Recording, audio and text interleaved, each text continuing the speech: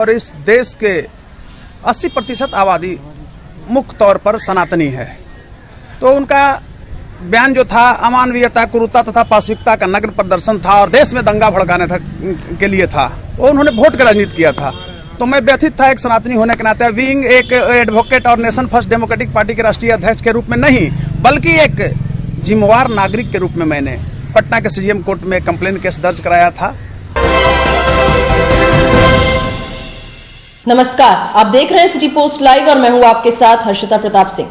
तमिलनाडु के युवा संस्कृति मंत्री उदयनिधि स्टालिन ने सनातन को लेकर अपमानजनक टिप्पणी की थी। अब इसको लेकर उनकी मुश्किलें बढ़ती नजर आ रही हैं। आपको बता दें, पटना के सिविल कोर्ट में शिकायत दायर की गई है। अब उन्हें एमपी एमएलए कोर्ट में के सामने आकर अपनी बात कहनी होगी, अपना जवाब देना होगा। अधिवक्ता डॉक्टर कौशलेंद्र नारायण ने इस बात की जानकारी दी है कि जो शिकायत दायर की गई है, अगर वो सत्य प्रतीत होती है तो उन्हें करीब 3 साल तक की सजा भी हो सकती और उन्हें हर हाल में पटना के एमपी एमएलए कोर्ट के सामने आकर अपना जवाब देना ही होगा। इस बारे में और क्या कुछ जानकारी दी है अधिवक्ता डॉक्टर कौशलेंद्र नारायण ने, पहले आप वो सुने।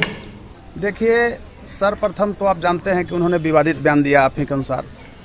तो हमने जब सनातन धर्म के खिलाफ दिया तो मैं बहुत व्यथित हुआ, इसलिए कि मैं भी एक सनातनी हूँ और इस देश के 80% आबादी मुख्य तौर पर सनातनी है। तो उनका बयान जो था अमानवीयता, क्रूरता तथा पाशविकता का नग्न प्रदर्शन था और देश में दंगा भड़काने के लिए था। वो उन्होंने वोट का राजनीति किया था। तो मैं व्यथित था एक सनातनी होने के नाते, बीइंग एक एडवोकेट और नेशन फर्स्ट डेमोक्रेटिक पार्टी के राष्ट्रीय अध्यक्ष के रूप में नहीं, बल्कि एक जिम्मेवार नागरिक के रूप में मैंने पटना के सीजीएम कोर्ट में कंप्लेन केस दर्ज कराया था।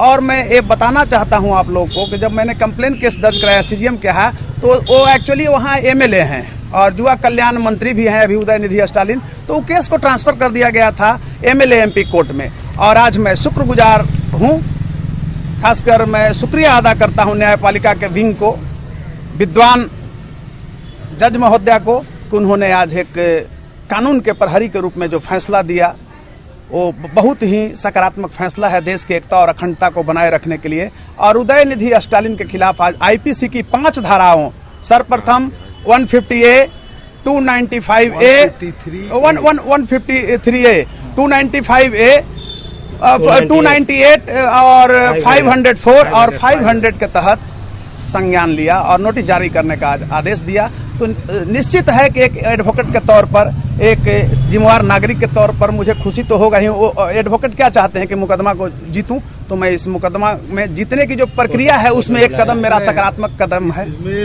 ये जो जिस धारा के तहत एडमिट किया गया है केस जी, अब नोटिस होगा, तो बाय द वे अगर ये सही पाया गया तो कितने वर्ष की सजा जी, है? इसमें मैं बता रहा हूँ 150A और 153A और 295A के तहत 3 साल का सजा है और 500 और 504 में 6 माह का है, लेकिन 6 माह एक्सटेंड किया जाता है, 1 वर्ष का कराया। और 298 में 1 वर्ष का सजा है, 1 वर्ष का सजा है। तो सबसे पहले आप मानिए ना कि 3 वर्ष का सजा है। नॉन अवेलेबल ये 2 धाराएं हैं, 153A और 295A। आखिरकार स्टालिन जी को यहाँ आना पड़ेगा। और हम एक चीज और एडमिट होने के बाद जी सर्वप्रथम तो इस न्यायालय को मैं शुक्रगुजार अदा करता हूँ, नमन करता हूँ। लेकिन मैं आपको बताना चाहता हूँ, हमको जहाँ जहाँ भी जाना पड़ेगा, अपेक्स कोर्ट में, हाई कोर्ट हो, सुप्रीम कोर्ट है, मैं उनके खिलाफ जाऊंगा और उनको सजा मिलनी चाहिए। इसलिए कि देश के एकता और अखंडता को उन्होंने खंडन करने का कार्य किया है, खंड देश को करने का काम किया है। और वो दंगा भड़काना चाह रहे थे, वोट की राजनीति कर रहे थे। राजनीतिक उद्देश्य की पूर्ति के लिए उन्होंने सनातनियों को जूता से मारा। एक तरह से बताते हैं कि डेंगू, कोरोना और मलेरिया। कोरोना क्या है देखते हैं, माने एक भय, माने सनातन वाले को एक भय दिखा रहे हैं देश में कि सनातनी माने कोरोना है। कोरोना का देखे थे ना, कितना बड़ा गंदा शब्द आया देश के लिए। 2 साल पूरा देश का अर्थव्यवस्था से लेकर सब कुछ जो है पैरालाइज कर गया था, और वैसा ही उन्होंने परिभाषित किया है सनातनी को। तो हमारे जैसे एक नेशन फर्स्ट डेमोक्रेटिक पार्टी के राष्ट्रीय अध्यक्ष के रूप में नहीं, एक सनातनी के रूप में नहीं और एक अधिवक्ता के रूप में नहीं, बल्कि एक जिम्मेवार नागरिक के तहत भी देश की एकता और अखंडता बनाए रखना मेरा नैतिक दायित्व बनता था। और उसके तहत मैंने कंप्लेन केस दर्ज किया था सीजीएम के यहाँ।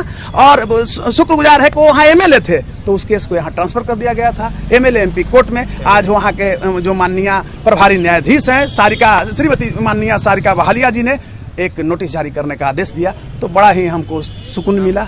पटना उच्च न्यायालय के अधिवक्ता डॉक्टर कौशलेंद्र नारायण की कंप्लेन केस पर आईपीसी की धारा 153A, 295A, 298, 500 और 504 के तहत कार्रवाई करते हुए नोटिस जारी करने का आदेश दिया गया है। अब उदयनिधि स्टैलिन को हर हाल में पटना के एमपी एमएलए कोर्ट के सामने आकर अपनी सफाई पेश करनी होगी और यह भी संभव है कि उनके खिलाफ जो शिकायत दायर की गई है वो अगर कोर्ट को सत्य प्रतीत होती है तो उन्हें लगभग 3 साल तक की सजा भी हो सकती है। उदयनिधि स्टैलिन ने सनातन धर्म को लेकर अपमानजनक टिप्पणी की थी, जिसके बाद पूरे देश में बवाल मच गया था। लगातार नेताओं द्वारा यह मांग भी की गई थी कि उदयनिधि स्टैलिन को जनता से सार्वजनिक तौर पर माफी भी मांगनी होगी। हालांकि ऐसा कुछ हुआ नहीं था, लेकिन अब इस पूरे मामले में उनकी मुश्किलें बढ़ती नजर आ रही हैं। जल्दी उन्हें पटना के एमपी एमएलए कोर्ट के सामने आना पड़ेगा, अपनी सफाई पेश करनी होगी। उसके बाद कोर्ट क्या कुछ फैसला लेती है, इसकी जानकारी भी हम आपको लगातार देते रहेंगे। फिलहाल इस खबर में इतना ही। आप आगे की खबरों के लिए देखते रहिए सिटी पोस्ट लाइव। इस वीडियो को लाइक करें, शेयर करें और चैनल को सब्सक्राइब करना ना भूलें। धन्यवाद।